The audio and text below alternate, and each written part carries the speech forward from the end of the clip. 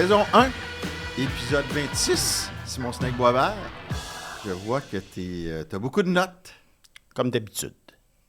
Pierre-Alexandre Girard. Là, je sors de chez le barbier, tout fier comme un pan. Là, je te regarde et je dis, bon, j'ai encore manqué la mode. Ça va, les gars? Ah oui, c'est ça le Myland de 35-36 ans maintenant. Il y a plusieurs choses. Là. Il y a une conjoncture incroyable. Là. Mon coiffeur est en arrêt de travail. C'est le printemps. Puis je pourrais pas me faire couper les cheveux pour quelques mois, semaines en tout cas, parce que je vais être père, comme vous savez. Fait que j'ai dit, fais-moi de quoi que je peux garder un bout. Puis je suis pas fâché. J'aime ça quand même. On va tout le temps être en retard, hein, Simon? Pas si pire, là. Incapable de la rattraper. C'est pas si pire. Avant, j'avais une séparation dans le milieu. Là, je n'ai juste plus. On peut plus te suivre. Non. Ben, vas-y donc, mon beau Pag. Effectivement, on va remercier nos partenaires présentateurs. Mise au jeu plus, qui vous rappelle de jouer responsablement. Aussi, on va vous insérer le formulaire d'inscription dans les commentaires pour remporter un souper à la cage avec nos hôtes Mathias et le Serpent. Les deux soupers restants sur le 13 avril et le 4 mai. Aussi, vous rappelez de vous abonner gratuitement sur la chaîne YouTube de KO Sport et aussi aux extras, au contenu extra sur le KO-Union Sport avec un S.tv. Messieurs, à vous. Pag, devine quoi? J'ai décidé d'être chien. Oh. En cette semaine où Nick Suzuki t'envoie peut-être d'avoir 100 points plus, Cole Caulfield envoie de 50 buts. Slavkovski envoie de 30 buts et 70 points. Je la vois venir, là. J'ai décidé d'être différent. OK. Simon. En quoi tu peux me faire mal parce que 3 joueurs du Canadien performent bien? On se comprend. Oui. On se comprend. Simon, le premier trio du Canadien est le meilleur depuis. Là, évidemment, si on remonte aux années 70, on va perdre beaucoup de nos auditeurs. Lafleur, Schott, Lemaire. Ensuite, il y a eu Larouche qui a remplacé Lemaire. C'était une belle. Larouche a eu 50 buts. Au début des années 80. Hein, Pag? Début des années 80. Je n'étais pas là. Non. Et est-ce que tu veux que je te fasse la nomenclature? Bien, je n'irai pas ça parce que j'ai une petite idée où tu t'en vas, mais c'est sûr qu'il y a des trios à un moment donné qui ont bougé. Hein. Ouais. Lafleur, Lemaire, Schott, ça a été là pendant des années, mais il y a des trios que tu vas me nommer qui ont quand même... Je vais te nommer les trios, Ouais. puis tu me diras Suzuki meilleur depuis quand? Puis tu feras un petit ordre là-dedans. Ben moi, OK. j'ai mon idée, là. Desharnais, Cole, Pacioretty, c'était pas pire. Ouais. Et mon Ben Dieu, là- ça paraît qu'il y a 37 ans. Brûle pas les étapes, là. On va remonter encore un petit peu. Moi, je me rappelle, à mon jeune temps, Bobby Smith, Ouais. que Serge Savard était allé chercher le grand centre des North Stars du Minnesota à l'époque, qui s'appelait North Stars du Minnesota, qui jouait avec Mats Neslund, mon idole de jeunesse. Ça te dit-tu quelque chose, Mats Neslund? Le nom, oui, mais j'ai pas vu jouer. OK. 110 points, dernier marqueur de 100 points Ouais. de l'histoire du Canadien Fait il que y a ça, c'en est 40 un. ans. Ouais. Ouais. Et Shell Dallin, qui n'a pas été là longtemps, mais qui a eu une grosse saison. Qui détient encore le record du plus grand nombre de points pour une recrue chez le Canadien, Oui. mais qui a été un feu de paille. Il y a eu, écoute, Vincent D'Anfous est arrivé. Ouais. Il y a eu D'Anfous, Muller et Turgeon? et Bellows. Bellows. C'est un point de référence parce que à la fin des années 90, on se disait toujours premier à avoir 90 points depuis D'Anfous, Muller. Premier à avoir 40 buts depuis D'Anfous. Ils n'ont pas joué tout le temps ensemble. C'est l'année de la Coupe, par exemple. Si ma mémoire est bonne, D'Anfous jouait avec Stéphane Lebeau et Mike Keane. Bellows jouait avec Muller et John Leclerc. Mais, bon, parlons des trois qui sont là. Et après eux, ben là, ça a été là où les gens de ta génération sont un peu entrés en scène. Saku Koivu. Ça a été les années de Vache-Maigre, là, de bons gardiens. Puis tu as eu Koivu qui a joué avec Mark Recchi et Savage. Recchi a été remplacé par Rosinski.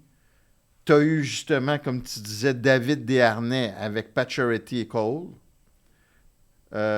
Juste avant eux, tu as eu Kovalev avec Plekanec et Kostitsin. Ouais. Ça a été court, tout ça. Mais tu sais, ça, c'était Ouais, un puis buzz. Puis le succès n'était pas soutenu, là. Oui, mais c'était un buzz C'était des buzz du temporaires. moment, Ouais, pareil, c'était des parce buzz qu'il y du avait moment. tellement rien. Ouais. Et Plekanec Desharnais a été premier, deuxième centre pendant un petit bout. Il n'y avait plus de centre. On pensait que ce serait Kotkaniemi. Suzuki est arrivé. Tu pensais que ça serait Kotkaniemi. Et nous arrivons à Suzuki, Caulfield et Slavkovski avec des chiffres qu'on n'a pas vus depuis... Danfus, Bellows, puis Muller. Non. Là, s'ils sont en voie des chiffres qu'on n'a pas vus même depuis Bobby Smith, Neslund, le début des années 80, là. Ouais. Fait que je te laisse aller démêler tout ça, mon beau Simon. C'est parce que ce qui arrive, c'est que c'est sûr que c'est tentant.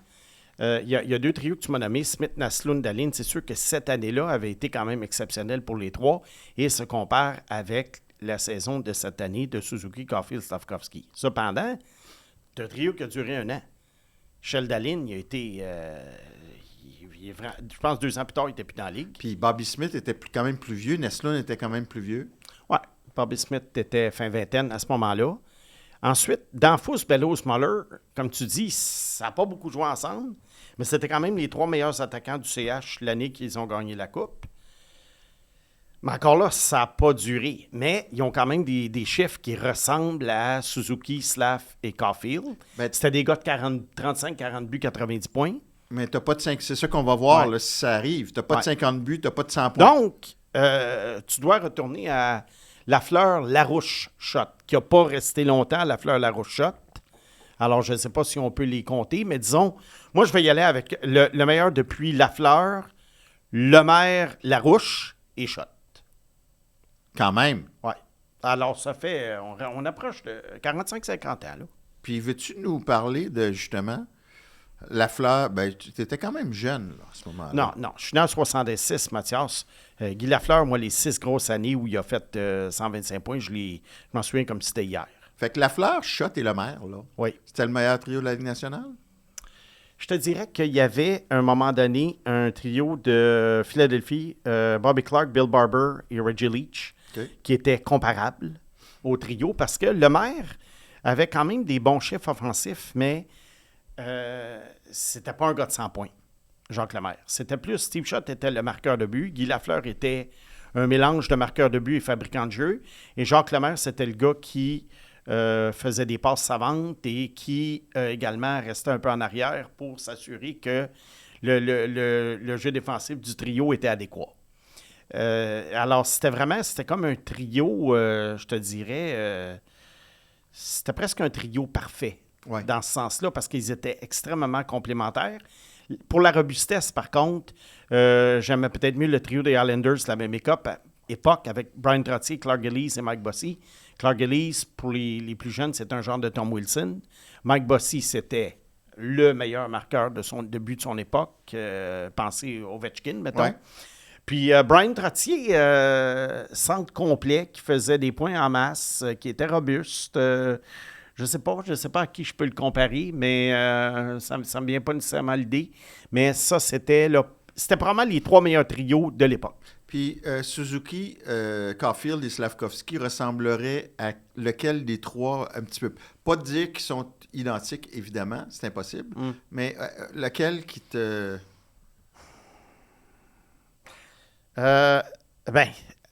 Dans une moindre mesure, je te dirais, c'est plus le trio de Trottier. OK.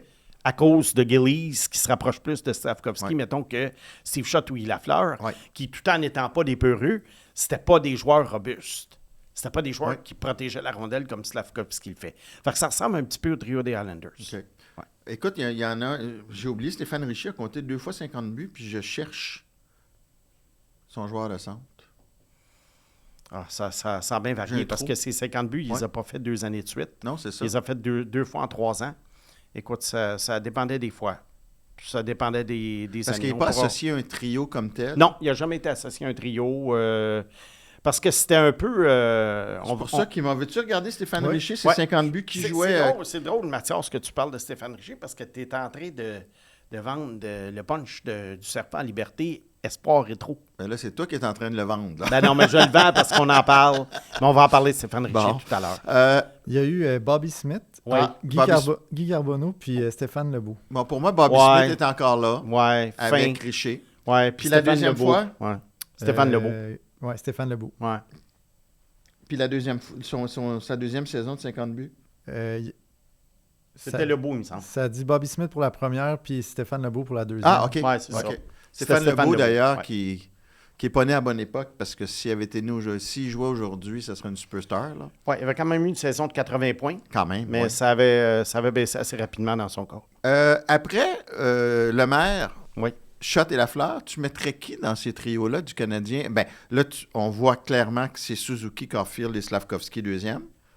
Ce qui est quand même énorme. Moi, comme je t'ai dit, même si c'était pas un trio qui a joué à temps plein, je vais y aller avec Danfus, Bellows et Muller. Après Suzuki? Oui. OK. Ouais. Puis après ça, le trio de Bobby Smith, Maslatsson, Sheldalin. Je ne suis pas un grand fan de Sheldalin. Pour moi, Sheldalin, c'était une grosse saison. Ouais. Puis Sheldalin, il y avait des œufs dans ses culottes de hockey. Bon. Puis après ça, là... Puis Matt Slaston, regarde, je m'excuse, pas, c'était l'idole de beaucoup de gens. Oui. Mais moi, les gars de Saint-Pied-6 qui perdaient leur casse tout le temps, là. Bon. Non, mais ma blonde de l'époque, elle l'aimait beaucoup, elle l'appelait Ticasse. Avec Parce qu'il perdait son casse, mais c'est oui, ça. Calimero. Mais moi, c'était pas mon genre de joueur. Bobby Smith, je l'aimais bien. Il était pas très rapide, mais c'était un gros centre costaud. Le genre de joueur que peut-être tu as respiré que Kotkaniemi devienne. Ah, peut-être, hein? Oui. Cinquième, tu mettrais qui, là? Dans les trios? Parce que là, je veux voir, ça va nous montrer aussi à quel point la traversée du désert a été longue, là. Ben, je te dirais l'époque... peut-être l'époque. Il y a Desharnais, Pacioretty, Cole. Ça comptait au moins. Ils ont compté pendant une couple d'années. Ben, il y a eu Dano, Tatar puis Gallagher. Écoute, t'imagines quand même, là, c'est là, pas des premiers. c'est Là, ridicule. t'es rendu d'un troisième trio. Mais il était quand même le trio Je sais. le plus efficace de la Ligue nationale pendant une certaine période de temps. À Oui, 55, ouais, 2 semaines et demie, là. Ouais. Peut-être pas, là. Non, mais garde. Mais Écoute, tu sais, tu te dis... c'était des années où, honnêtement, là, Mais- tu m'aurais donné un billet pour aller au Centre Bell. Je trouve ça intéressant, Pag, parce que ça illustre cette époque-là. Ouais. Ton époque où tu étais dans la force de l'âge de triper sur le hockey aussi, de dire, tu sais, quand tu affirmes, tu soulignes que Dano avec Gallagher Tatar, tu sais, c'est fou pareil, là. Mais pour moi, par exemple, je suis tout seul dans ma gang, OK? Mais j'ai considéré que d'avoir Price dans l'équipe, Ouais. qui a été probablement le meilleur joueur de hockey au monde Oui. pendant une certaine période de temps, Ben, 2 ans, par exemple. ça se débat, là, avec Crosby, ouais. Ouais. C'était pas non plus en soi une défaite. Tu sais, c'était très positif pendant une certaine période de temps. Pour un gardien comme toi. Oui, c'est ça. Je suis tout seul Pour dans ma quelqu'un gang. qui payait un billet, là, Pag, là, c'était plate, puis tu avais le goût de demander tout un remboursement quand tu sortais de là. Puis, tu sais, Kovalev, je l'ai écrit, moi, en chronique aussi, où on en a parlé, je me rappelle plus, la mémoire me fait défaut. Tu sais, Kovalev, là, qui, à un moment donné, qui perd son casque par hasard, la crinière, Ouais. puis c'était la réincarnation de Guy Lafleur, là. Ouais. L'année de 84 points qu'il y avait eu. 84 points. Ouais. Il y a eu une saison de plus de 65 points. Ouais. Puis le monde capotait, là. Ouais. Tellement ils n'ont pas Ben, moi, été ce que nourris. je disais à l'époque sur ton blog, Martin, j'écrivais, c'est sûr que le monde capote, ils n'ont rien à se mettre sous la dent depuis à l'époque. Ouais. Un bon 15 ans. Puis après ça, la traversée du désert a continué pendant un autre 10-15 ans. Hey, ça a été long, là. On a eu des soubresauts avec la Eggline, là, Eller, Galchenyuk, Gallagher. Oui, Oh mais my c'est- God, c'était hein, des- ouais. ouais, mais là, Ouais. Pag, je te comprends. Tant qu'à ça, là. je vais te sortir... Mais c'était des soubresauts d'un mois et demi. Je vais te sortir C'est vrai, hein? toi, t'es trop jeune encore, le trio des Schtroumpfs. Ah. Oleg Petrov, Valérie Bourré, Sakou Koivu. Ouais. Ouais, Hein? trois T'es trop joueurs, je petit. pense, de moins de 5 pieds 10. Ouais. Puis il l'appelait le Écoute, trio c'était- des Schtroumpfs. Là, Ouais. ça a été... Mais on peut dire une chose, il y avait une affaire, par exemple, qui marchait pour le Canadien à l'époque que tu décris, Mathias. Ils avaient toute une équipe marketing. Parce que le Centre Bell était plein, puis les gens écoutaient les matchs à la TV. Oui. Puis les gens avaient des petits fanions sur les voitures lorsque le Canadien était en série. Raymond Lalonde a fait une grosse job. Il y avait Ouais. Pierre Boivin aussi Ouais. était là à cette époque-là. Écoute, C'est c'était- incroyable, c'est Ouais. incroyable. Honnêtement, là, le produit qu'ils offraient, je pense que si une compagnie qui vend des produits, mettons, dans les magasins, avait fait cette campagne Ouais. de marketing-là pour leurs produits, puis que le produit était de la qualité de ce que Canadien offrait aux spectateurs au Centre Bell, ils auraient été poursuivis à l'Office de protection du Ouais. consommateur. Mais tu sais, il y a 30 ans, là, d'aller à un match avec le chandail du Canadien, là, c'était plus rare. Là. Oui. Il n'y avait pas de chandail du Canadien dans les estrades. Je suis allé Ça se vendait moins, par exemple, dans le temps. C'était moins à la mode à travers la Ligue aussi. Oui, mais il y a quand même des équipes où, tu sais, des sports où tu avais plus le chandail. Oui, le football. Je suis allé au match la semaine dernière en métro. Ça me permet de... Puis je regardais... Je vous en ai-tu parlé? Non. Le chandail qui était le plus porté, c'était... Suzuki. Demidov. Demidov, oui. Demidov. 1 sur 4 Demidov. C'est quand même... Non, mais les gens savent très bien qu'éventuellement, Demidov va être le meilleur joueur du Canadien. Tu l'affirmes encore? Oui. Oui. Tu as un gars qui va faire 100 points, un gars qui va peut-être en compter 50. Non, je fais juste... Je te lance, là. Un gars qui va compter 50 buts et Demidov va être le meilleur joueur du Canadien, il va en faire quoi, 150? Non. Il va être beaucoup plus visible que Suzuki, premièrement. Puis deux... Toi, puis ta visibilité. Oui, puis deux, ça ne sera pas juste un gars qui va faire 6-2 puis 7-2. Ou qui va compter à 3 contre 3. C'est un gars qui va cartonner dans toutes les situations, puis à un moment donné, qui va s'en aller à l'étranger contre une équipe robuste, en série, et qui va produire, alors qu'il y en a d'autres. Ça reste à prouver. On ne repartira pas le débat. Non, je fais juste t'expliquer pourquoi je pense que Demidov va être le meilleur joueur du Canadien. Fin de troisième, ils sont encore à 5 contre 5. Là. Il est allé en chercher des buts puis des passes dans des moments clés aussi.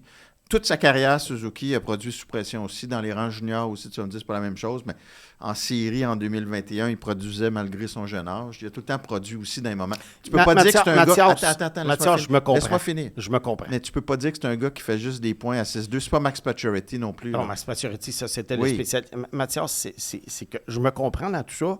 Puis un jour, quand on va avoir la confirmation ou ou non de ce que je pense de lui, bien, je serai le premier à prendre le micro puis je te dirai, de la façon dont je me comprenais, j'ai eu tort ou j'ai eu raison. Okay. En ce moment, de la façon dont je me comprends, quand j'analyse un joueur comme ça, puis, tu sais, pour les amateurs, Suzuki, c'est proche parce que c'est le Canadien.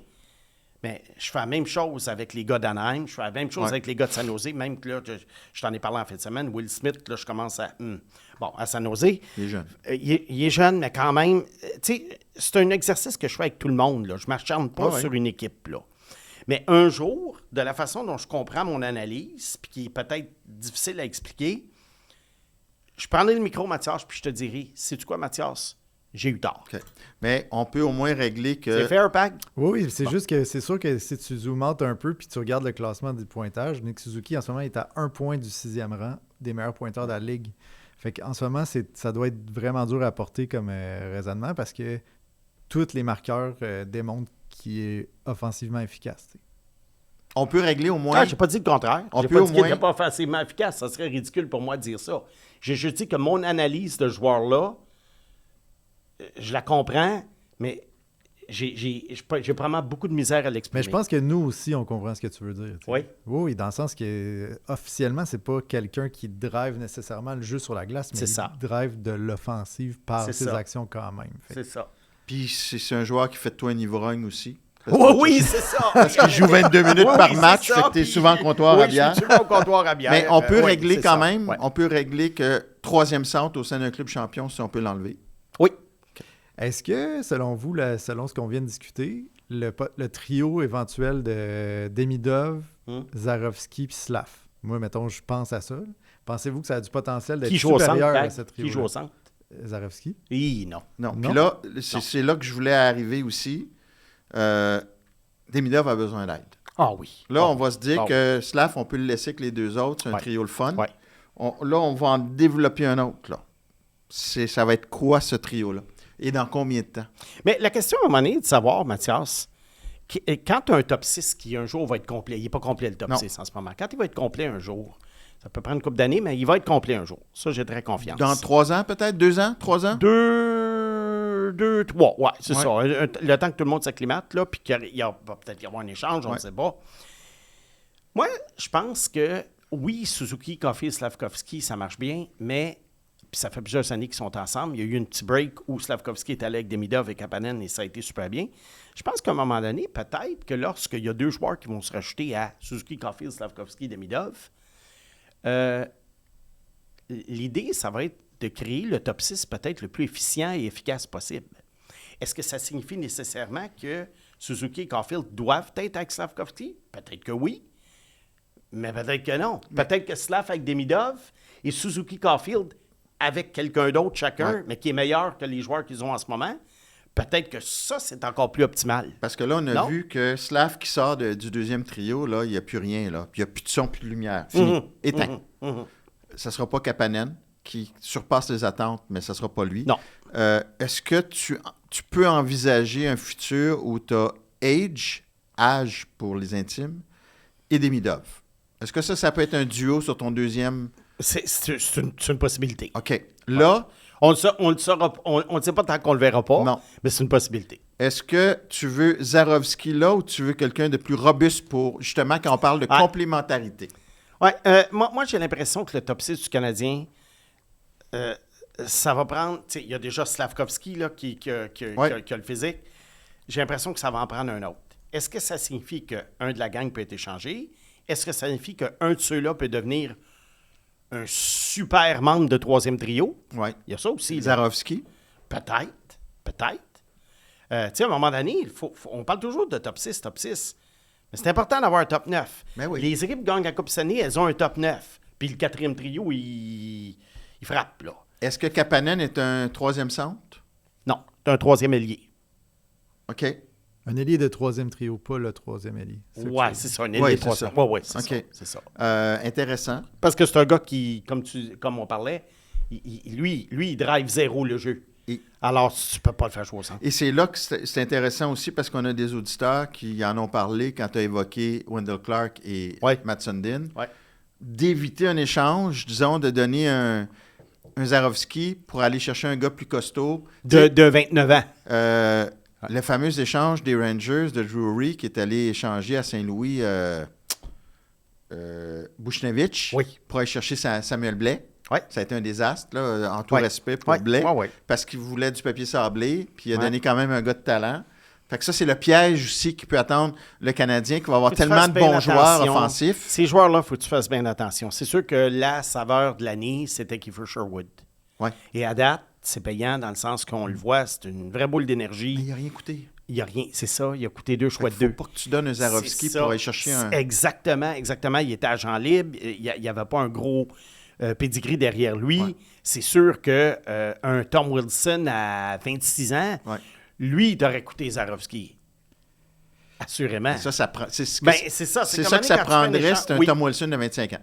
Mais ces gars-là ne courent pas les rues. À la lumière de ce que vous dites, on n'est pas rendu au point d'explorer Slav au centre? De réexplorer ça? En ce moment, tu en as un bon trio, puis tu vois, même Simon dit que c'est le meilleur depuis Lafleur, Schott et Lemaire. Non, mais peu importe, Pag, c'est que tu as 2 trous dans le top 6. Tu l'as le trou. Tu as 2 trous dans le top 6. Puis, c'est Edge va déjà tenter. Moi, je pense qu'à un moment donné, on va assister à un échange style Noah Dobson. Carroll, peut-être, ou un truc comme ça. Écoute, Kent Hughes, d'ailleurs, l'a dit, là. Il y avait quelque chose dans l'air qui... Mais je pense qu'à long terme, même ton deuxième trio va être meilleur que tes premiers trios des 20 dernières années à Montréal. Fort probablement. C'est fou, Fort pareil, probablement, oui. Un vrai top 6 de club qui score des buts, puis que quand tu payes une fortune pour aller au Centre Bell, que tu sors de là, puis tu dis « j'ai eu un bon show ». Puis on peut dire que le Canadien, depuis une couple d'années, il donne un très bon show. Puis Nick Suzuki, ce que j'ai aimé, que je pensais que vous alliez aimer aussi, surtout toi, Mathias, c'est que la première chose qu'il a dit, Nick, c'est « Merci au système de jeu de Martin Saint-Louis, j'arrive à marquer autant de points. » C'est sûrement une affaire d'humilité, mais c'est vrai qu'il a raison que le système de jeu permet autant d'offensives. Mais Pag, tu sais qu'il y a des amateurs du Canadien qui sont sceptiques face à ce système de jeu-là parce que défensivement, il y a des lacunes. Ça, oui. Mais je pense que plus dans l'apprentissage, dans la pédagogie, sur comment jouer. Tu sais, même Josh Anderson fait des choses qu'il ne faisait pas au début à Montréal. Des jeux, la compréhension. Suzuki, justement, aux Jeux olympiques, sur son fameux but, Martin Saint-Louis lui a enseigné à faire ce jeu-là quand il était en fin de séquence. Je pense qu'au-delà du système, la pédagogie de Martin Saint-Louis joue beaucoup. Écoute, mais il restera même que défensivement, il y a des problèmes. Oui, c'est sûr. Ouais. Oui, mais Puis j'ai eu l'échange sur Twitter avec Brendan Kelly, avec qui, écoute, sur 100 sujets, honnêtement, je pense qu'on est en désaccord 100 fois sur 100. Ah oui? Ouais. Parce que là, c'était Congédion, Stéphane Robida, le système est... Là, j'essayais de rappeler que le Canadien avait le club le plus jeune de la Ligue après Chicago maintenant, qui ont fait des échanges, qui sont 8e au classement général, que la défense, En fait, tu as 2 joueurs de 26 ans, de 27 ans et plus dans cette défense-là, puis tu en as un de 30 ans. Tu sais, une défense, il faut qu'il y ait de la maturité puis de l'expérience. Ça, c'est vrai. Mais à un moment donné, j'aurais jamais cru que je te dirais ça, Mathias. Mais à un moment donné, ça te prend un peu de Ben Chirot là-dedans. Oui, je l'ai dit. Ça s'en vient. Pas 6 Ben Chirot. Non, un. Pas 6. Ouais. 1 ou 2. Ouais, un David Savard plus jeune. Ouais. Ça va te prendre ça. Parce que c'est soft, Mathias. Juste pour boucler notre boucle, là, tu dirais-tu Suzuki 100 points? Caulfield, 50 buts. Lequel qui te rend le plus confiant? Il me semble qu'on en a parlé la semaine passée. Oui, puis Mise au jeu plus a même sa petite idée sur les possibilités pour Cole Caulfield d'atteindre les 50 buts. Donc, la cote de plus de 49,5, donc 50, est à 1,65 et sous les 50 est à 2,10. OK, donc ils disent plus que moins. L'affaire avec les marqueurs de but, peu importe que ce soit Ovechkin ou Caulfield ou... tous les gars qui ont marqué des buts, souvent, c'est par séquence. Ouais. Alors, quand il reste 13 matchs, comme en ce moment, je pense qu'il reste 13 matchs au Canadien, ça lui prend 7 buts en 13 matchs. Oui, c'est possible si on considère le rythme auquel il produit, mais qu'est-ce qui arrive à un moment donné s'il est 3 matchs de suite sans marquer? Ouais, ça... Pas souvent, là, mais... Toi, tu dis qu'il le fait? Moi, je dis que peut-être, là, mais... Moi, je pense que si les gens continuent à lancer des chapeaux de cow-boy au 3e but, écoute, c'est la première fois que j'entendais ça, un chapeau de cow-boy. C'est parce qu'il emporte, lui, je pense. Hein? C'est parce qu'il emporte. Il emporte-tu? Oui. Il emporte, c'est pour ça. Ah, il y a quelqu'un qui avait apporté. Caulfield de Gijovi, il me semble, avec des chapeaux de cow-boy. Oui, c'est tous des fans de country. Là. C'est des fans de country, c'est ça. Écoute, je pense que Slav l'a pris, c'est la première fois que c'était drôle. Fait que ça peut aider, ça. Ouais. La pote du chapeau de cow-boy, ils vont se carrer. Bing, bing, bing. Moi, je suis tout le temps quelqu'un de positif, fait que je pense que oui, mais juste une question de feeling. Mathias, pour finir le premier bloc, vu qu'on a parlé de Michael Hage, il y en a qui sont montés aux barricades parce qu'ils n'étaient pas en nomination pour le trophée Hobey Baker. Es-tu monté aux barricades?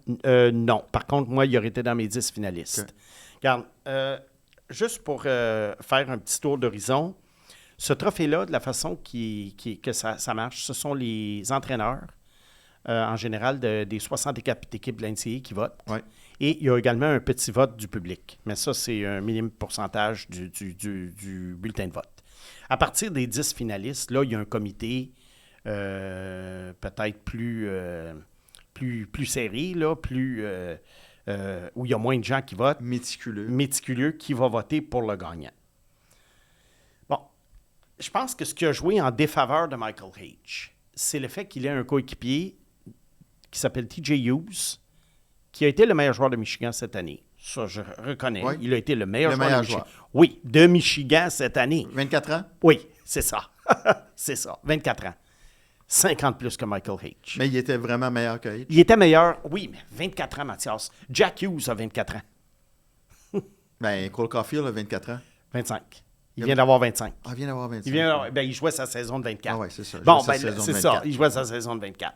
Fait que, tu sais, mais, alors peut-être qu'eux, dans leur façon qu'ils votaient, ils répartissaient ça. Également, il y a des joueurs qui font partie d'équipes moins fortes, dont un qui a signé un contrat avec les Blues de Saint-Louis aujourd'hui, Félix Trudeau, peu connu au Québec, mais un joueur de 23 ans qui a été le 2e meilleur buteur de la NCAA avec 25, mais il jouait pour Sacred Heart University. Sacred Heart University, souviens-toi, au début de l'année, quand Hage a eu sa fameuse fin de semaine de 7 points, il jouait contre une équipe qui n'était pas de très fort calibre. Donc, souvent, ces joueurs-là, il y a Hayden Stovroff, qui est le meilleur buteur. Il joue pour Dartmouth. Dartmouth est dans le tournoi en ce moment qui commence jeudi, mais c'est vraiment pas une grosse équipe. Fait que, tu sais, on dirait qu'il y a un peu une répartition. Il y a des joueurs plus vieux. Gavin McKenna qui est là. Ouais. On a mis le gardien Trey Augustine. Bon, OK. James Higgins de Boston. Boston College, je pense qu'il mérite d'être là. Mais pour moi, Hage a eu une meilleure saison que Higgins. Puis il n'y a pas eu une meilleure saison que McKenna aussi? Je te dirais que ça a été... il a peut-être été plus régulier que McKenna. Okay. Mais bon, ça se compare. Mais c'est sûr que McKenna, sa réputation l'a aidé. Tu sais, fait que... Ben, à ce compte-là, Hage aurait pu être devant son coéquipier aussi. Ouais, je comprends ce que tu veux Côté dire. réputation, mais les coachs qui votent... Ouais, par contre, McKenna, c'est toute une réputation, c'est ça. Les coachs qui votent aiment beaucoup les vétérans dans l'NCAA. Tu sais, on a Eric Polkamp, le seul défenseur qui est en nomination, qui appartient aux Sharks, mais ça fait 1000 ans qu'il est dans l'NCAA. Il n'est pas mauvais, il est bon. Mais enfin, c'est un drôle de millimélo, ça, ce vote-là.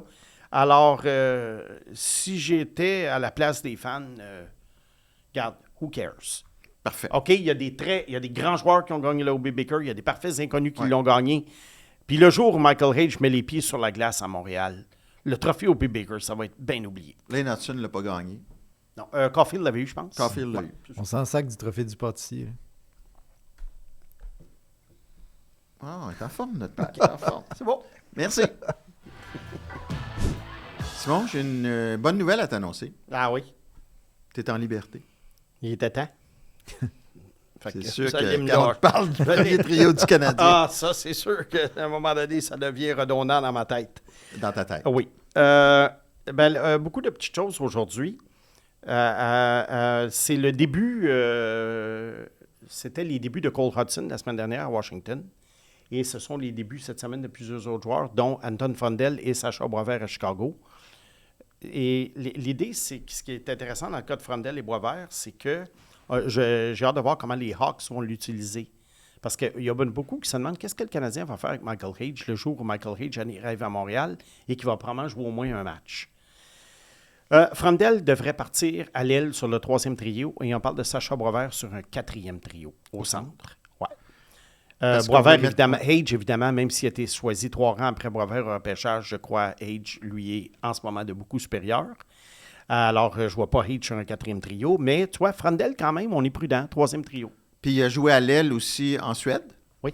Alors, je pense qu'on évoquait la possibilité de mettre Green, le jeune Green au centre. Oui. Je ne sais pas ce que tu en penses. Green. Là, ouais, ça peut aller. Garde, Chicago, ils sont encore à l'étape des expériences et ils sont encore à l'étape où il y a énormément de joueurs qui sont avec l'équipe en ce moment qui ne seront plus là, évidemment, d'ici 1, 2 ou 3 ans.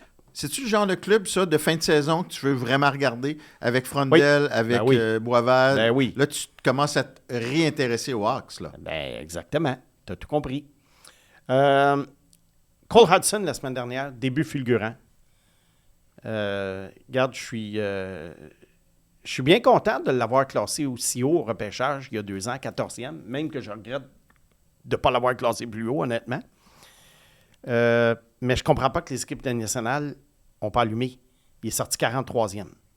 C'est un gars quand même qui avait peut-être pas il est peut-être pas aussi talentueux que son frère, quoique il est très talentueux. Ça change. Mais mettons, non, il n'y a rien qui change, mais il est un petit peu plus costaud. Et puis, c'est un défenseur quand même qui a un style plus classique. Donc, en étant un joueur au style plus classique, on se serait dit que les équipes de la Ligue nationale auraient pu se dire, OK, ben ça a marché pour Lane. Puis Lane est plus petit. Cole est un petit peu plus grand, c'est un petit peu plus fort. Défenseur classique.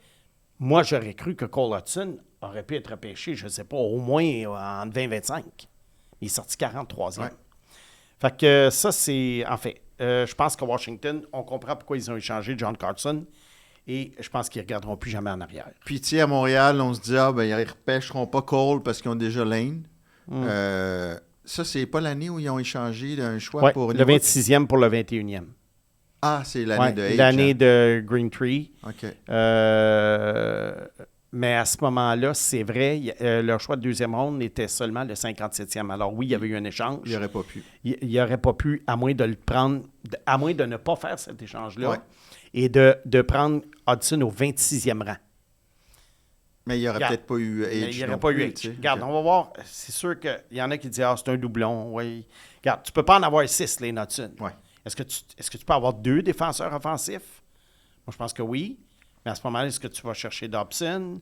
Tu sais, il y a un effet domino dans tout ça qui fait en sorte sûr. que tu ne peux pas prendre ces sélections-là juste dans une bulle puis dire c'est bon ou c'est pas bon. C'est qu'il y a un effet domino.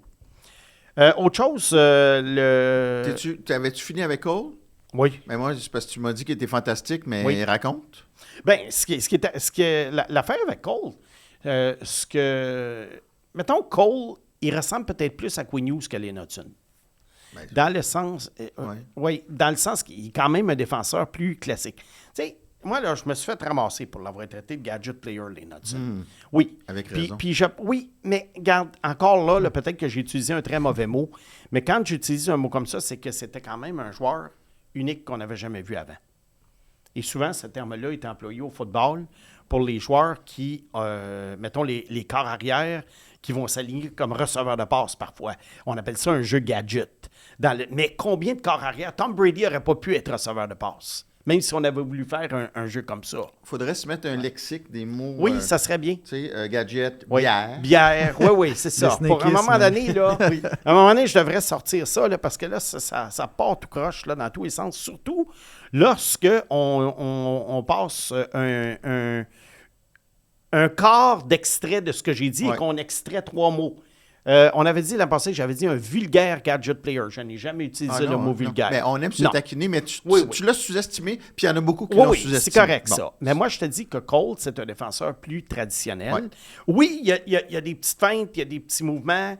Quand il freine sec, c'est comme il fait un peu les gestes de Lane, mais pas de façon aussi fréquente ou de façon aussi spectaculaire. Ouais. Mais je trouve que c'est un meilleur patineur dans l'ensemble. Il est un petit peu plus fort physiquement. Puis, regarde, les deux vont être les rois et maîtres de la défense de leur équipe respective dans les 10 prochaines années. Et Washington obtient un choix de premier tour pour Carson et se maintient dans la course aux séries. En plus, je ne suis pas sûr qu'ils vont les faire, mais je pense qu'avec Cole, je pense pas que les Caps plantent. Parce que là, ils sont vraiment allés chercher un choix top 10, top 15 avec le 43e choix. Et ça te prend ça à un moment donné. Tu ne peux pas juste te fier à tes choix de première ronde. Je pense que les Islanders sont contents d'avoir battu Columbus le lendemain de leur dégelé. Ouais. Parce qu'avec même si c'est un choix de fin de premier tour pour Braden Chen, là, c'est une autre défaite, là, ça aurait fait mal. Oui, en effet. Drôle d'échange, mais bon. Parlant de la NCAA, il y a le tournoi qui commence jeudi. Là, il y a 16 équipes et à la fin vendredi soir, il va en rester 8 et dimanche soir, il va en rester 4. Et avec ça, ça nous mène au Frozen Four qui a lieu du 9 au 11 avril. Il y a beaucoup de joueurs du Canadien qui font partie des alignements des équipes présentes. Il y a évidemment H, là, dont on a parlé en long et en large pour Michigan. Qui, si H perd un des 2 prochains matchs, oui. Il peut s'emmener la semaine prochaine, il peut être déjà avec le Canadien. Exactement. Il pourrait signer au moment où on enregistre la semaine prochaine, il pourrait avoir signé. C'est peu probable, mais ce tournoi-là, c'est un match. Oui. Il y a beaucoup de surprises à chaque année. J'écoutais un analyste du NHL Network aujourd'hui qui est un expert de la NCAA. Il dit, je ne sais pas qui va gagner le tournoi. Puis je comprends, c'est vraiment un coup de dé. Peut-être que si c'était des 4 de 7, là, on pourrait faire des meilleures prédictions. Mais de la façon que c'est fait, écoute, c'est knockout round, puis bon. Mais l'adversaire, le premier match de H? Écoute, c'est un club très faible. Je ne me souviens pas qui, là, parce qu'il n'y a pas de chance. Il n'y a pas de chance. Deuxième match, on ne sait jamais.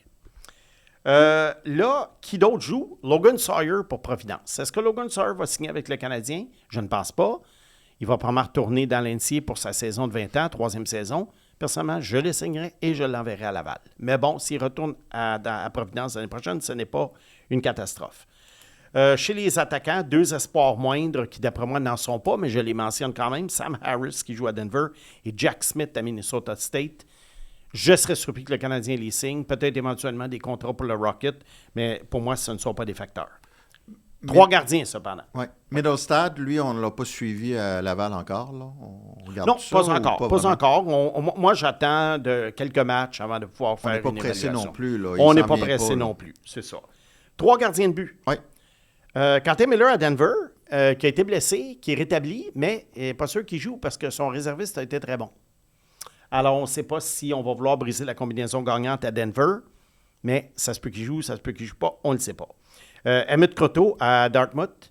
Dartmouth qui n'est pas une équipe très forte alors qu'il devrait être éliminé en fin de semaine. Je présume que Croteau retourne là-bas. Et à Cornell, Alexis Cournoyer, qui va retourner à Cornell pour une deuxième saison l'an prochain, mais qui a été, d'après moi, le meilleur des trois. Donc, si les 3 espoirs du Canadien gagnent leur match, Oui. tu as plus du tiers des gardiens du tournoi qui appartiennent aux Canadiens. En effet. C'est fou pareil. En effet, Denver, d'après moi, devrait gagner le premier match. Dartmouth, Cornell, on verra.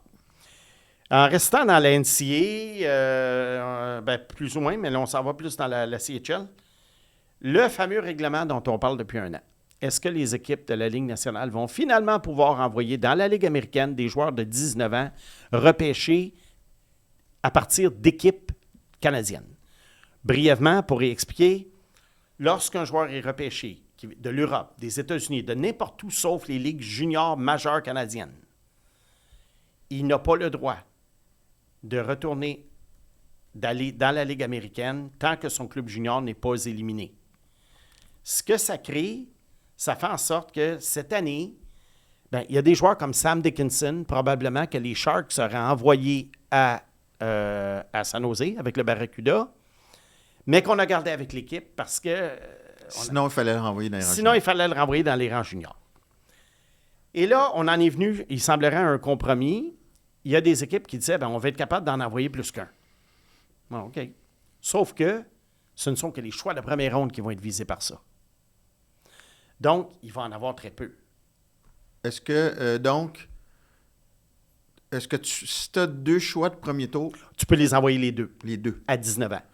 Puis si tu as juste un choix... Ce qui aurait été bien, c'est d'avoir un joueur de 19 ans que tu peux envoyer par année, peu importe le... Oui. Mais là, les équipes... Oui, mais je pense que les équipes ne voulaient pas créer un problème dans le développement des joueurs. Admettons là, que tu en as 2 qui sont pratiquement nés à nez. Les 2 méritent d'être dans la Ligue américaine. Tu en choisis un. Qu'est-ce que ça dit à l'autre? Alors, ça, je comprends. Bon. Mais on a limité ça. Ils sont habitués, là, des... Oui, mais quand même, je comprends l'idée. Okay. Ce que je comprends moins, c'est que, oui, les cas sont rares, mais il peut y avoir des choix de deuxième, troisième round à un moment donné qui le méritent d'y aller. Ouais. Est-ce que ça va inciter les clubs de la Ligue nationale à repêcher plus dans la banque de la CHL ou pas du tout? Bonne question. C'est une très bonne question. J'ai pas de réponse à ça.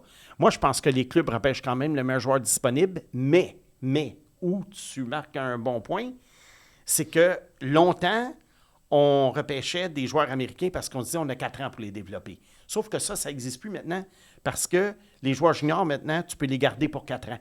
On a égalisé les chances. Donc, et en plus de ça, on parle juste de joueurs de première ronde.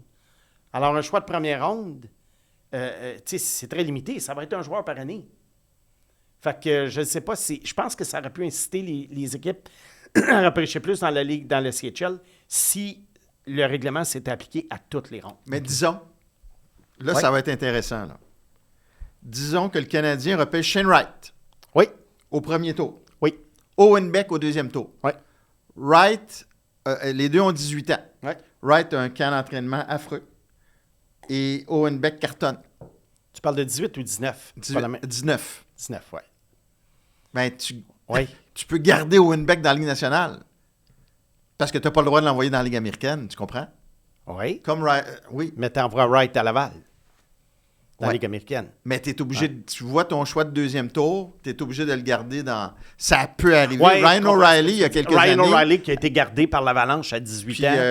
Le jeune de Mathieu Poitras à Boston qui avait commencé, deuxième tour. Patrice Bergeron, il y a très longtemps. Mais Mathieu Poitras, lui, aurait été un candidat justement pour aller dans la Ligue américaine. Et il est encore dans la Ligue américaine à 21 ans. Regarde, l'année prochaine, ça ne touche pas beaucoup de joueurs, mais je te dirais que les principaux qui vont être touchés par ça, Caleb Desnoyers, Utah. Logique. Ça, c'est logique. Caleb Desnoyers ne retourne probablement pas à Moncton. Brady Martin. Moi, je le vois faire Nashville, mais s'il ne fait pas Nashville, il s'en va dans la Ligue américaine. Okay. Jake O'Brien par Seattle.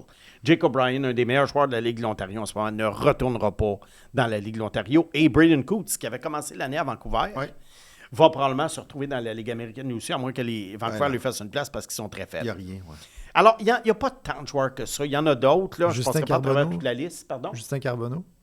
Il n'y aura pas 20, lui? Il va avoir 20. Ah. Alors, c'est pour ça. Tous les late... regarde, il y a peut-être... Je pense qu'il y a 9 ou 10 joueurs qui sont concernés par le règlement. Radim Merca. Mais Radim Merca, non. Parce que Radim Merca, bien qu'il ait joué junior à 17 ans, il avait été prêté par son équipe européenne. Donc, à ce moment-là, et d'ailleurs, on l'avait commencé dans la Ligue américaine cette année. Fait que, tu sais, il n'y en a pas tant que ça. Garde, je pense pas que ce soit un règlement qui va ébranler les fondations du hockey junior comme certains le pensent. Est-ce que ça va dégarnir un peu les rangs? Peut-être, mais tu sais quoi? Ces joueurs-là, anyway, ils seraient peut-être partis en NCAA si on n'avait pas pu leur trouver une place dans la Ligue américaine. Donc, je pense que, oui, les rangs du hockey junior à 19 ans vont être dégarnis, peu importe que ce règlement-là existe ou pas. Puis, regarde, il faudra faire avec, puis peut-être que les équipes seront un peu plus jeunes. Dernier petit point. Est-ce que vous avez entendu parler, vous, des dernières années, d'un phénomène allemand qui s'appelle Max Penkin? Est-ce que le nom dit quelque chose? Spanking? Penkin. Quand quelqu'un se fait Oui. PAG, s'il te plaît. P-E-N-K-I-N. Le PAG, là, sérieusement. Là. Penkin, vous en auriez sûrement entendu parler cette année. On a un show familial. S'il n'avait pas été blessé. OK. Et parce qu'il aurait joué au championnat junior pour l'Allemagne et il aurait joué sur le premier trio à 16 ans. Alors, Penkin est probablement un choix élevé du repêchage de 2027 en ce moment. Il faut juste que je m'enlève le mot de la tête. Oui, bien, tu vas te l'enlever, Mathieu. C'est pourquoi Penkin. il a changé de nom. Hein? Et c'est pour ça que j'en parle.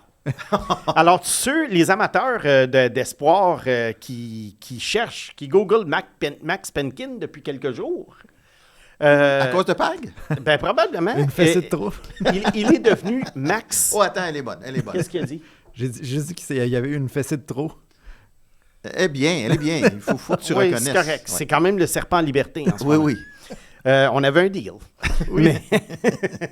Alors, il a changé de nom. Il a pris le nom de sa mère qui s'appelle Calci. C-A-L-C-E. Ça se prononce Calci. Alors, quand tu vas voir dans les repêchages l'an prochain, Max Calci, les amateurs qui se demandent où est Max Penkin, il est devenu Max Calci. Puis, est-ce que ça peut être à cause de ça? Il se faisait-tu écœurer? Honnêtement, là, c'est une question sérieuse. Je n'ai aucune idée. Parce que quand tu prononces son nom complet, ça... Oui, mais enfin, regarde, écoute, tout est possible. Mais on fait nos recherches? On fait nos recherches, mais il vient de changer de nom. OK. L'espoir rétro de la semaine, ben c'est d'actualité, on en a parlé tout à l'heure, c'est Stéphane Richer. Stéphane Richer, on va parler un peu de sa carrière, mais je vais m'attarder surtout, dans ce segment-là, j'aime m'attarder sur comment ces gars-là étaient perçus avant d'être repêchés. Ouais. Comment je les voyais, parce que je les ai vus jouer, comment la Ligue nationale les percevait, comment le Hockey News le percevait, parce que c'était à peu près la seule référence à l'époque pour le repêchage. Stéphane Richer était un des grands joueurs de l'histoire du Midget 3 du Québec. 101 points en 48 matchs. Et c'était un colosse de 6 pieds 3, 225 livres. À l'époque, là, c'était gros. Mais qui ne jouait pas physique. Cependant, pas un gars de 6 pieds 3, 225 livres, ça prend de la place. Mais il ne se servait pas beaucoup de son corps. Ouais. Ça a été le 2e choix au total de la Ligue junior majeure du Québec cette année-là. Derrière. Et je savais que tu me le demanderais. Et il me semble que... Je peux aller chercher. Oui, cherche le don. 84. Non, 1983. Non, mais c'est un gars de la QV 84. Non, oui, mais dans le Midget 3A, il avait été repêché. Est-ce que c'est Mario Lemieux? Non, il avait été repêché en 83. Mario Lemieux était déjà dans le junior. Mario Lemieux a été repêché en 81 par le junior. OK. Alors, Stéphane Richer avait été le 2e choix. Et puis, il est arrivé à Green Bay dans une équipe qui n'était pas très forte. Et à 17 ans, il a eu 76 points, son année de repêchage. Et le Canadien l'a choisi en 2e ronde, 29e au total. Aujourd'hui, ce serait la première ronde. Oui. 29e au total. Ce serait la fin de la première ronde. Est-ce que ça lui a nui d'être à Green Bay à l'époque? Ben, peut-être un peu. Il y avait Patrick Roy qui était son coéquipier. Et Patrick Roy, la même année, a été choisi par le Canadien en 3e ronde. Est-ce que tu as trouvé quelque chose? Oui, c'est José Charbonneau. José Charbonneau. Ouais. José Charbonneau, c'est ça que je pensais. José Charbonneau, qui est devenu en 85 le premier choix du Canadien. Exact. Ouais. Juste là-dessus, tu vois, en 84, pour le livre Histoire de repêchage, Serge Chavard, qui avait le 5e au total et le 8e au total, a choisi Svoboda et Corson. Oui. Et il adorait Richer, il adorait Roy. Mais sa stratégie, c'est ils vont être libres. 2e, 3e tour, c'est sûr. Svoboda, Corson ne seront pas libres au 2e tour. Non. Richer va l'être. Fait qu'il l'aimait quand même. Là. Ben oui, tu sais, ce qui arrive, c'est que c'est ça. Granby était vraiment pas fort. Et à 18 ans, il a eu 120 points. Et durant la saison, on l'a échangé à Chicoutimi, qui était une des grosses équipes à l'époque, qui avait affronté le Junior de Verdun en finale. Le Junior de Verdun avait gagné avec Claude Lemieux, entre autres, et Jimmy Carson. Et à ce moment-là, 85-86, changement de garde à Montréal, Jean Perron devient l'entraîneur et on avait à cette année-là 10 recrues dans l'alignement. Donc Claude Lemieux, Stéphane Richer, qui avait fait l'équipe à 19 ans et qui a marqué 21 buts. Et ils ont gagné la Coupe avec 10 recrues. Alors ça avait été quand même une surprise à l'époque, mais Richer avait très bien contribué. Stéphane Richer, ensuite, 2 ans plus tard, en 88, a marqué, à l'âge de 21 ans, son premier 50 buts. 21 ans, 50 buts. Et 2 ans plus tard, il a récidivé à 23 ans, 51 buts. Là, on est rendu en 1990. Mais, Mathias, tu te souviens de cette époque-là? Stéphane Richer, c'était un genre de souffre-douleur. Dans le sens que... Pauvre lui. Pauvre gars, tu sais, c'était un grand et gros bonhomme qui te donnait l'impression que le niveau d'effort et d'intensité n'était pas toujours là. Bien, tu sais, il y avait des gros problèmes d'anxiété. Oui, ça, il l'a dit lui-même. Gros problème. Il l'a dit lui-même. Oui. Mais ça, c'est sorti plus tard. Puis, tu sais, mais lui, il vivait à ce moment-là. Oui. Tu sais, on voyait en lui le prochain Guy Lafleur. Okay.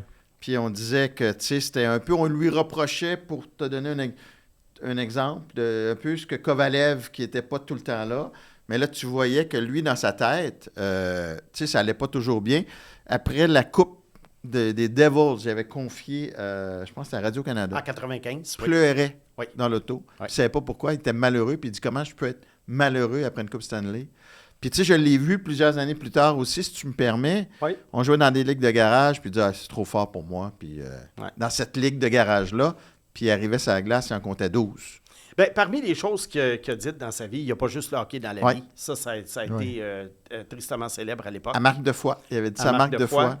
Et il disait qu'il préférait le baseball au hockey. C'était un excellent joueur de baseball, mais il avait dit c'est le hockey qui m'a choisi, c'est pas moi qui ai choisi le hockey. C'est comme une façon de s'échapper aussi. Il n'y a pas juste le hockey Alors dans la vie. peut-être que si on lui avait dit en 83 ou 82, regarde, va-t'en aux États-Unis, joue au baseball, tu as une aussi bonne chance de faire la Ligue nationale de baseball que la Ligue nationale de hockey, il aurait peut-être choisi le baseball. Je parle pas pour lui, je ne veux pas parler pour lui, mais c'est ce que ça sous-entendait. Alors, finalement, en 90-91, après cette saison-là, alors là, sa production avait baissé. Puis là, c'en était trop à Montréal. On l'a échangé au New Jersey en retour de Kirk Muller. Écoute, considérant qu'ils avaient échangé un marqueur de 50 buts, je pense qu'il y avait quand même des... Comment je pourrais dire? Qui était un souffre-douleur ici. Je pense que le Canadien s'en était très bien tiré en ayant Muller, qui a travaillé quelques années, qui a joué quelques années, gagné la Coupe, et qui a été un assistant-entraîneur ici aussi. Et Stéphane Richer, en 95, a gagné sa 2e Coupe Stanley au New Jersey. Mais ensuite, en 96-97, sous l'ère Régent-Hall, Mario Tremblay, il est revenu à Montréal, mais à ce moment-ci, on l'avait échangé pour Lyle O'Deline. Et... il a marqué, je sais, tu vas me chanter la chanson de Toto. Non. Hold the line. Mais c'est ça qu'il jouait au Centre Bell à l'époque, au Forum. Bon. Alors, 22 buts quand même. Et là, Stéphane est rendu à 31 ans. Et l'année suivante, après 14 matchs, on l'échange au Lightning de Tampa Bay. Bon. Et là, ensuite, dans les dernières années, avant le lockout de 2004, il a joué brièvement à Saint-Louis, Pittsburgh, est revenu au New Jersey pour un total de 421 buts en 1054 matchs. Et à 38 ans, il était joué quelques matchs dans une ligue qui existe encore aujourd'hui, la Ligue nord-américaine de hockey. et qui était à l'époque reconnu pour une ligue de bagarreurs, Ouais. mais aujourd'hui qui s'est beaucoup amélioré, qui est du très bon calibre de jeu. Ce sont des anciens joueurs en général de la Ligue de hockey junior majeur du Québec et le spectacle est beaucoup, beaucoup plus relevé qu'avant. Mais pour un gars que le hockey le stressait, il s'en est imposé pas mal. Mais là, il n'y avait pas de pression. Il n'y avait là, pas de là. pression. Tu sais, si tu me permets aussi, il y avait énormément de pression parce que ça devait être le prochain Lafleur, comme je disais tantôt. Oui, puis là, les gens étaient impatients parce que ça faisait quelques années qu'il n'y avait pas eu de Lafleur. Puis à Montréal, on avait été habitués. Là, aujourd'hui, les gens comme Pag, toi, tu es habitué qu'il n'y ait rien à Montréal. Non, mais dans ce temps-là, tu sais, il y avait eu Béliveau, il y avait eu Geoffrion, il y avait eu Maurice Richard, il y avait eu, bon, je ne les ai pas dans l'ordre, là, mais... Et sa vie privée aussi, là. Écoute, il y avait à l'époque, une rumeur farfelue. Parce que Rock Voisine, à l'époque, était au sommet de sa gloire, là, en France, au Québec.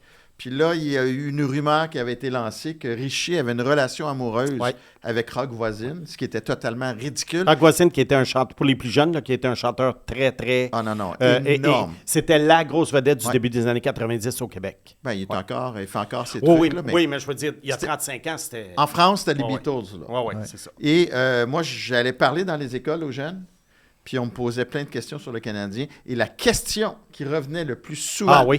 Est-ce que c'est vrai, Rock Voisine et Stéphane Richer? Fait qu'imaginez tout ce qu'il a pu vivre. Puis écoute, pour connaître les deux, c'était complètement ridicule. Mais quand une rumeur part... À une époque aussi où les gens pensaient différemment vis-à-vis de tout ça. Oui. Bon. Alors, non, regarde, ça n'a vraiment pas été facile pour lui. Mais quand même, une belle carrière.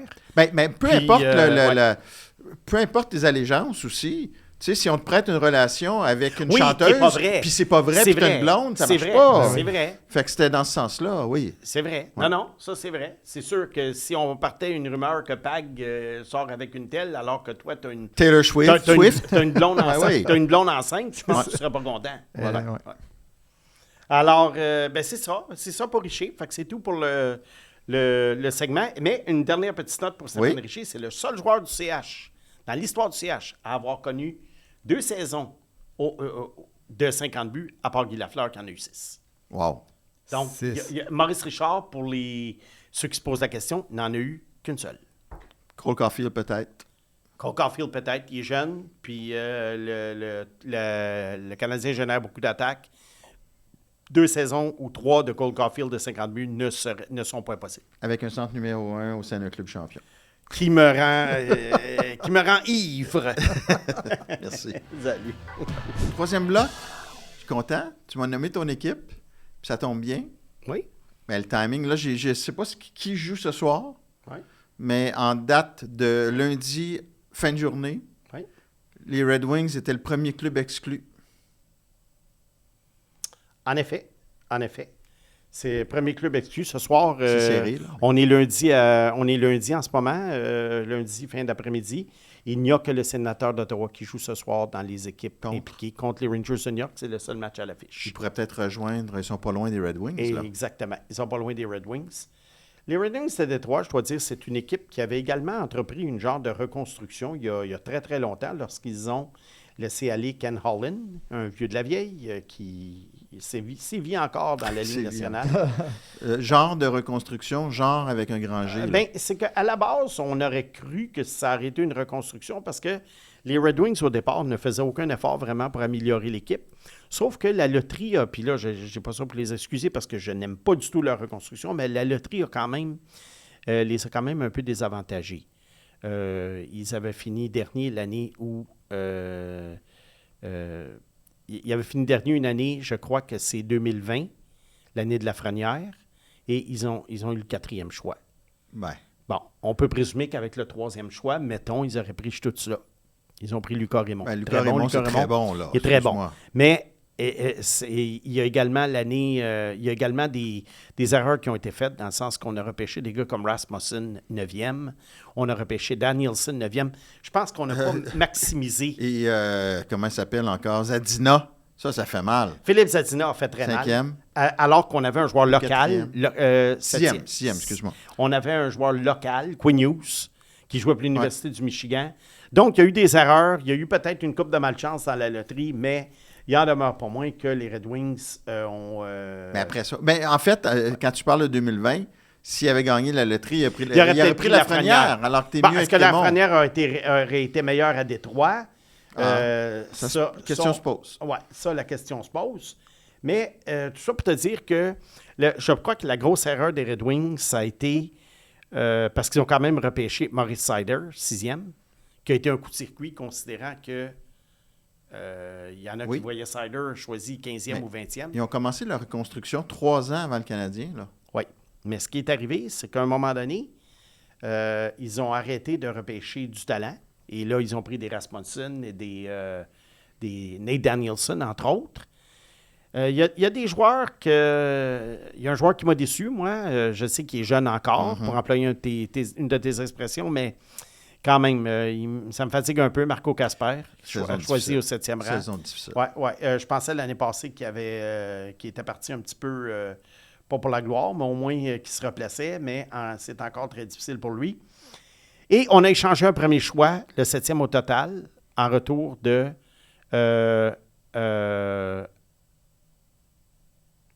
c'est Ottawa qui a fait ça. Ouais. On a signé un gars qui avait été échangé à Ottawa, Alex DeBrincat, comme agent libre, à qui il reste 2 ans de contrat, presque 8 millions par année.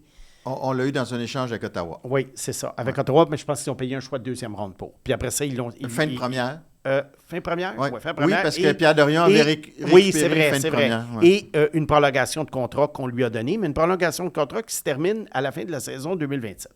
Donc, tout ça pour dire que ce que j'ai pas aimé, moi, de Détroit, c'est qu'à un moment donné, les Red Wings ont gagné un peu du galon au classement. Ils sont sortis de la cave. Ouais. Et ils sont devenus, à la porte des séries, mais pas vraiment en série. Et là, on a décidé de signer des vétérans. Alors, on a fait l'échange de Brincat. On est allé chercher, entre autres, Patrick Kane. On est allé chercher à la défense Ben Chirot. Petrie. Jeff Petrie. Fait que, tu sais, à un moment donné, tu disais, c'est quoi l'identité de Détroit? Ils repêchent quand même un gars comme Simon Edvinsson, qui est un bon défenseur. Ils ont Maurice Seider, ils ont Raymond. Bon, c'est peut-être pas un noyau à tout casser, mais c'est quand même un noyau potable. Mais pourquoi ne pas continuer à mal performer, puis se donner peut-être la chance pendant 1 an ou 2, comme les Blackhawks de Chicago en ce moment, d'accumuler plus de potentiels joueurs étoiles par le biais du repêchage. Autrement dit, c'est ce que j'appelle, moi, on parlait de mon lexique tout à l'heure, raccourci. C'est quoi un raccourci? Un raccourci, c'est pas aller chercher Noah Dobson. Un raccourci, c'est d'aller chercher Ben Chirot et puis Patrick Kane et ces gars-là, alors que tu n'es même pas proche ton équipe n'est même pas proche d'être terminée. J'irais plus loin. Oui. Je parlerais d'une fausse reconstruction. Comme à Los Angeles. C'est des fausses reconstructions. Ils essayent de nous vendre ça comme une reconstruction. Il y a un petit peu de pression sur Steve Yzerman. Puis là... penses-tu que c'est ça à la base? On se dit, OK, on va être mauvais une couple d'années. Ouais. Puis après ça, OK, là, c'est assez. Là. C'est un peu ça. Fait que c'est un peu ça. Tu vois, dans les buts, ils ont John Gibson encore pour 1 an et demi, Cam Talbot. Tu sais, c'est pas très, très inspirant. Cependant, ils ont 2 bons espoirs. Cossa et Trey Augustine, qui joue dans la NCAA en ce moment. Alors, je pense que dans les buts, il y en a probablement un des 2 qui va finir par ressortir du paquet. Mais encore là, regarde le timing. Tu sais, on a Cam Talbot, on a Seider, Edvinsson, Raymond, qui sont vraiment établis comme des très bons jeunes joueurs. Alors là, le temps que les gardiens soient prêts, bien là, les vétérans vont partir. Tu sais, les Van Riemsdyk et compagnie, les Justin Falk, qui va les remplacer? Fait que j'ai l'impression que ça va être une sempiternelle équipe qui va se retrouver dans la position de classement dans laquelle ils ont été l'an dernier, éliminés, je crois, au dernier match par le Canadien. Et cette année, il pourrait arriver la même chose, éliminés par 1 point ou 2. Puisque tu parles de Justin Falk, on a donné son propre choix de premier tour. Oui. Contrairement aux Islanders qui ont donné le choix qui appartient à Colorado. Oui. Là, on donne son choix pour Justin Falk. On renvoie Axel Sandin-Pellikka dans la Ligue américaine aujourd'hui. Et là, si tu rates les séries, ce choix-là devient intéressant pour Saint-Louis. Oui, c'est ça. On retourne Axel Sandin-Pellikka. Regarde, c'est drôlement géré. Si on constate qu'Axel Sandin-Pellikka est un joueur de la Ligue nationale, là, présentement, Je te dirais qu'à part le gardien de but, il reste un seul espoir, c'est Carter Bear, que j'aime bien. Qui a eu une bonne saison. Il rétablit sa blessure ça a été au mieux talon dans la d'Achille. saison, ouais. Il y a 1 point et demi par match cette année quand même. Okay. Alors, lui a 19 ans, devrait se retrouver à Grand Rapids l'année prochaine.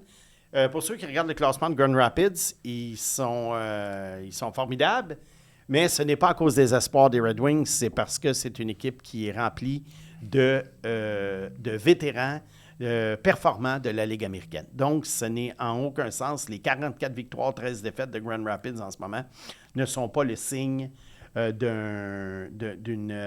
super équipe, comment dirais-je, un club ferme. Là. Un club ferme qui amène de l'eau au moulin. Par exemple, dans les premiers marqueurs, on a des gars comme Dominic Shine, 32 ans, John Leonard, 27 ans, Sheldon Drees, 31 ans, qui a été rappelé par les Red Wings. Donc, oublie ça, là. Parlant d'eau au moulin, oui. Donc, est-ce que les Red Wings ont une chance de devenir une puissance éventuellement? Moi, la réponse est non. Puis moi, je fais un horizon de 5 ans. Parce qu'évidemment, dans 10 ans, là, on ne le sait plus. Là, parce qu'ils n'ont même pas leur choix de cette Qui année, aurait dit en 2015 que les Panthers de la Floride gagneraient 2 Coupes Stanley de suite? C'est long 10 ans. Mais sur 5 ans, je te dis que non. Mais ça va être une bonne équipe. Mais il n'y a pas de Barkov non plus. Puis de... Non, c'est ça. C'est ça qui est arrivé. C'est pour ça que je te dis, quand je te parlais de malchance de loterie tout à l'heure, c'est pas juste l'idée de perdre la loterie, c'est qu'ils ont tombé des années où c'était plus... T'sais, ils ne sont pas tombés les années de Celebrini, de McDavid, de joueurs comme ça. Fait que, tu te demandes si le directeur général avait une vision.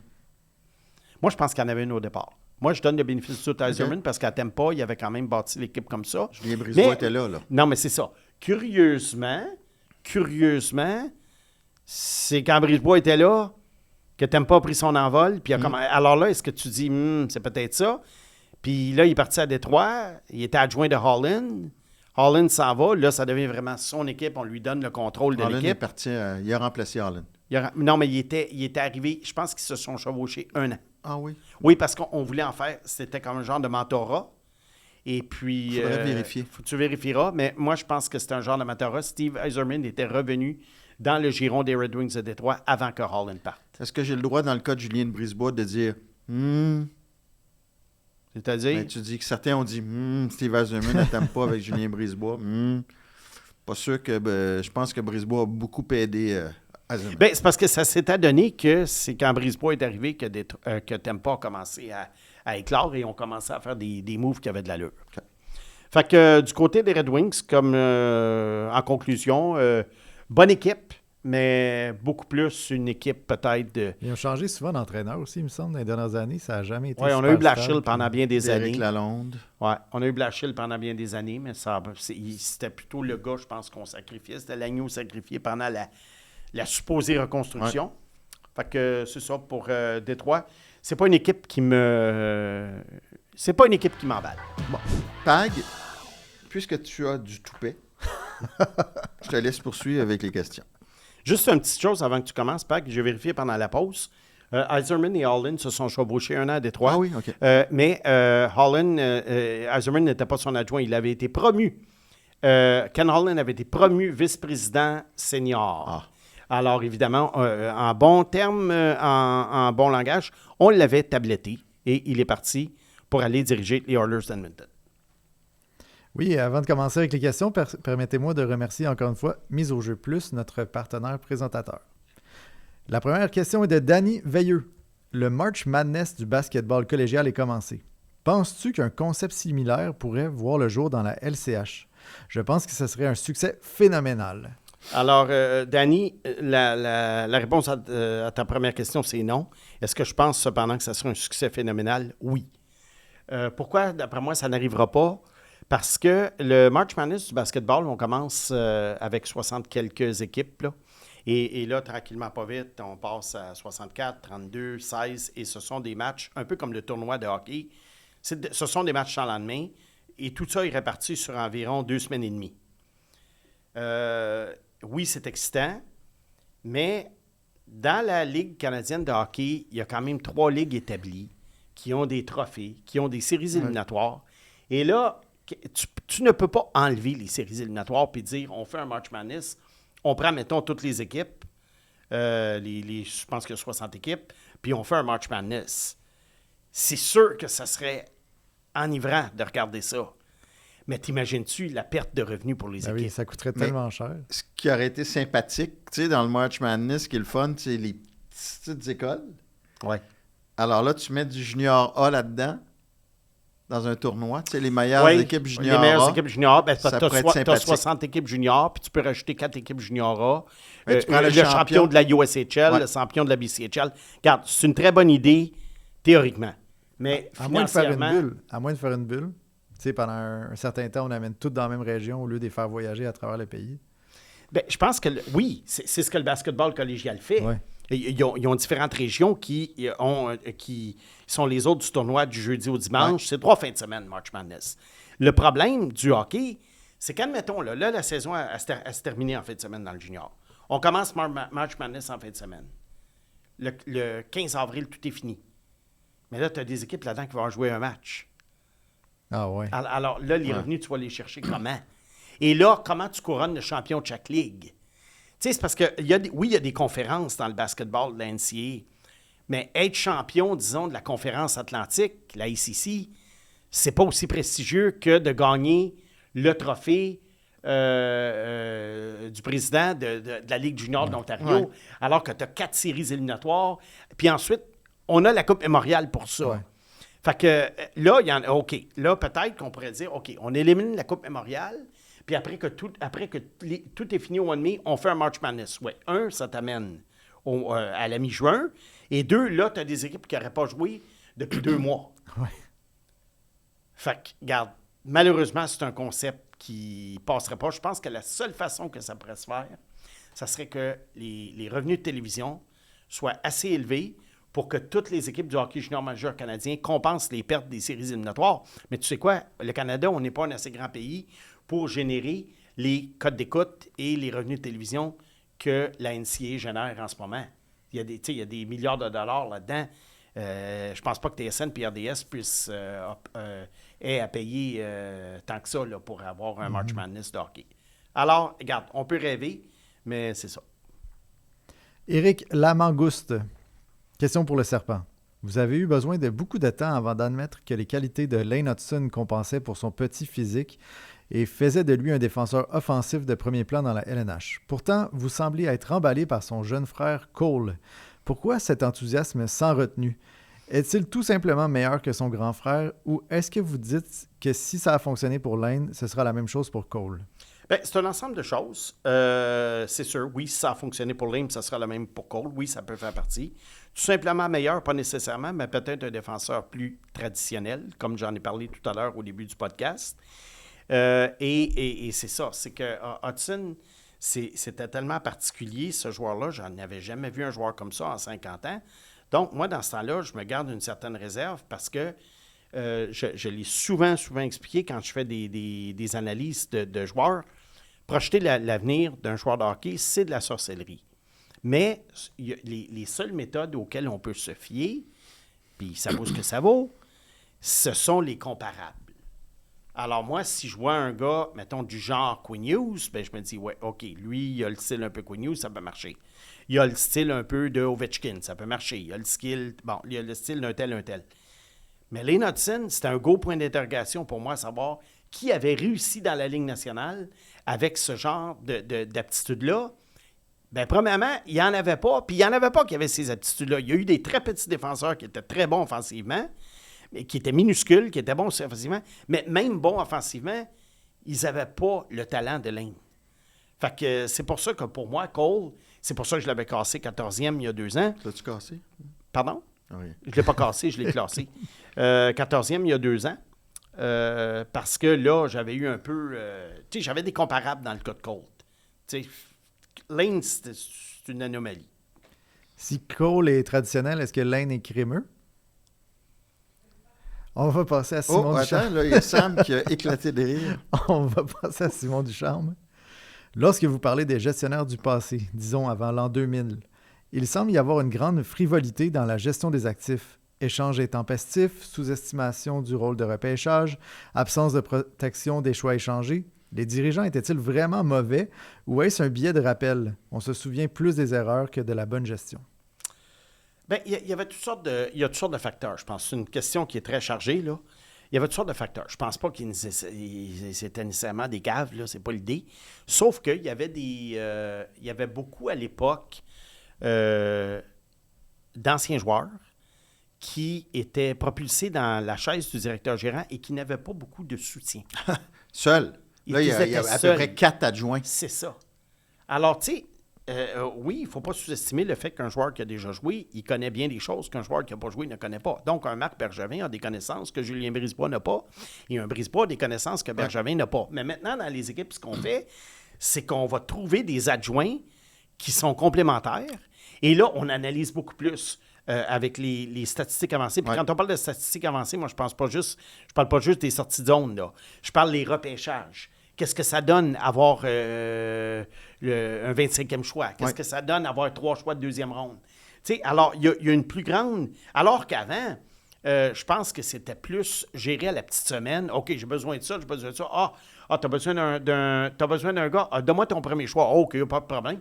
Parce que le repêchage aussi, à l'époque, le repêchage a commencé dans les années 60, mais vraiment, ça a pris au moins, comme le plafond salarial, quand il est arrivé, ça a pris des années avant qu'on connaisse les implications de faire des bons ou des mauvais repêchages. Et souvent, des équipes de directeurs généraux. Regarde, juste à Montréal, Jeff Gorton est un ancien directeur général avec Kent Hughes, qui est directeur général. Ouais. À Buffalo, tu as Kekalainen avec Marc Bergevin. Pour le meilleur ou pour le pire, peu importe, là, partout, là. Mais tu as beaucoup d'anciens directeurs généraux aussi qui, ne se trouvant pas d'emploi, deviennent des adjoints. seconder. Fait que c'est des grosses équipes. Là, écoute, Michel Bergeron, qui est ici comme entraîneur, juste pour dire comment c'est une autre époque, ça, c'est une biographie que j'avais faite au début des années 2000. Il y avait un adjoint. Ouais. C'est quasiment s'il ne remplissait pas les bouteilles d'eau, là, puis ça fait pas 50 ans. Ça fait pas 50 ans. Et le directeur gérant fonctionnait finalement avec une secrétaire et quelques recruteurs. C'est tout. C'est ça. On termine avec Étienne Tine. Salut Simon. Selon toi, quel groupe de recruteurs a fait un meilleur repêchage, les Canadiens en 2007 ou San Jose en 2024? Ah, que je suis curieux d'avoir cette réponse. Dans l'extra. Dans l'extra, donc. Veux-tu rappeler à notre monde? Quelqu'un là, qui n'est pas abonné, là, puis qui veut avoir la réponse de Simon à Étienne, là, il fait quoi? Là, concrètement. Il peut prendre son téléphone, okay, d'une part, et de télécharger l'application de Chaos Sport sur soit Android ou iPhone, c'est pareil. Chaos Sport avec un S. Oui. Donc, allez chercher l'application ou rendez-vous sur le site web chaosport.tv, chaos-sport avec un S.tv. Et là-dessus, ben, c'est super simple. Vous n'avez qu'à vous abonner à l'extra de Chaos Sport et vous avez accès à tous les autres extras, dont celui de ton autre balado, Mathias. Mathias Bonnet Rencontre. Voilà. Et sinon, ben écoute, cliquez sur le j'abonne aussi. Hein. Je pense que c'est tout le temps une bonne idée. Sur YouTube. Oui, sur YouTube. Ça coûte absolument rien. Ça engage les auditeurs absolument à rien. Vous ne recevrez pas du spam ou des emails, n'importe quoi. Tout simplement, vous vous abonnez à la chaîne et ça aide beaucoup les créateurs de contenu, peu importe dans quel domaine. OK. Good. Hey, merci les gars. Merci.